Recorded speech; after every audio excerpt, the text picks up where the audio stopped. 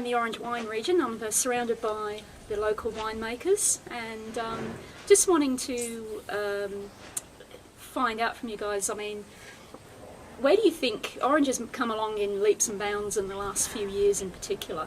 Where do you see, what have you seen as the major sort of changes that have happened in the region to get the region to where it is right now? For me, I've been here 5 years, and I think it's Orange is entering its second phase. There was the initial development which started in the 80s and vineyard expansion, whatnot. And now I think you're just getting more wineries on the ground, more winemakers working within the region, less orange brands being contract made, and I think that has a big influence on wine style.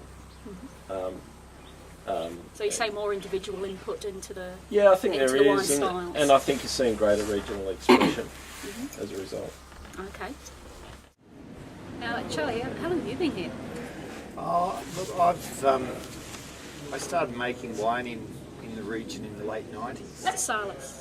Yeah, Salas Wines, and started the label, but we've moved here full time in the 2008, and quite high up and very interested in sparkling wine and Chardonnay and Pinot and the Bordeaux blends. I think that people are really getting an understanding of the changing season and the depth of character of their wines based on, well, the French would call it terroir. You know, we've gone through 10 years of drought and tough, warmer times, and the last 3 or 4 years have been challenging, and I think that the wines are really quite smart for those hard years, and that's a reflection of people understanding their vineyard and putting, as Drew had spoken before, putting more effort into their own winemaking or their understanding of their fruit to the winery, and I think that will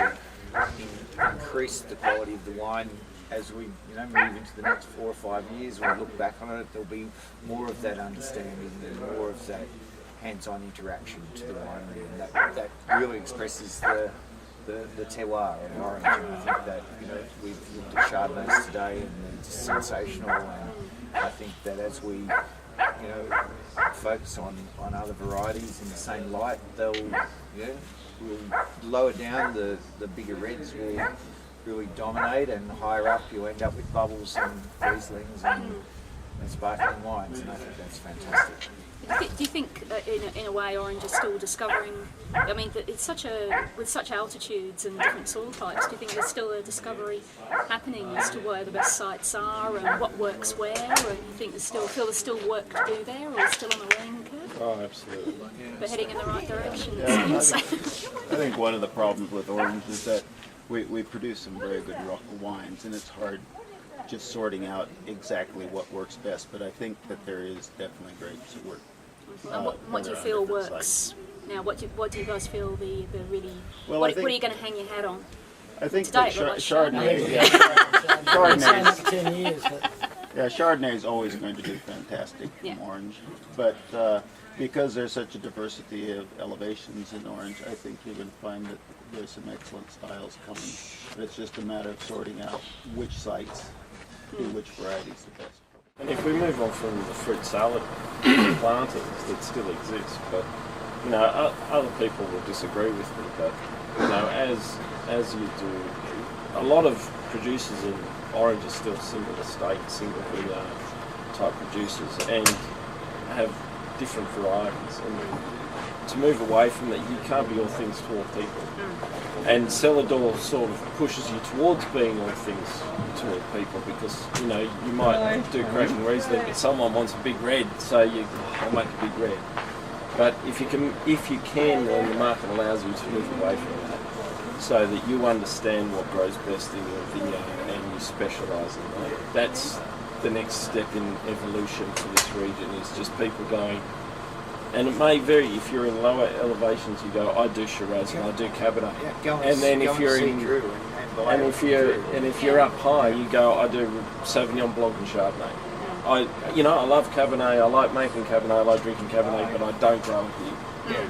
I think that delineating what you do is something that the public, the drinking public, will be really appreciative of, and it makes people more astute about your region because they can actually then understand the difference instead of coming up to a high place. You'll and actually getting gain depressed. respect, I think, if you go. I agree with you. I make Chardonnay because I can do that better than any other.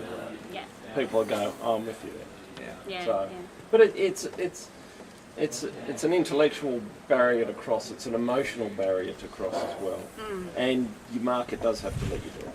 So. It does. Yeah. I think something going back to your original question about why orange is really pulling ahead. I think that when I first planted my vineyard, I remember talking to Philip Shaw, and he just kind of like, oh, I don't know, the area really hasn't proved itself yet.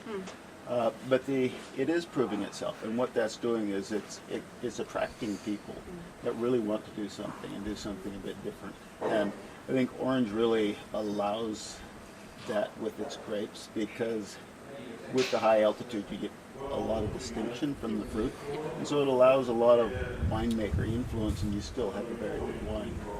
Well, it's certainly, the region is certainly getting stronger and becoming a leading light in New South Wales, along with a couple of other districts. It's not just about the Hunter Valley anymore. Orange and districts like Orange and Canberra are really stepping right up to the fore. So onwards and forwards, gentlemen. Yes, indeed. Here's to next Here's to orange.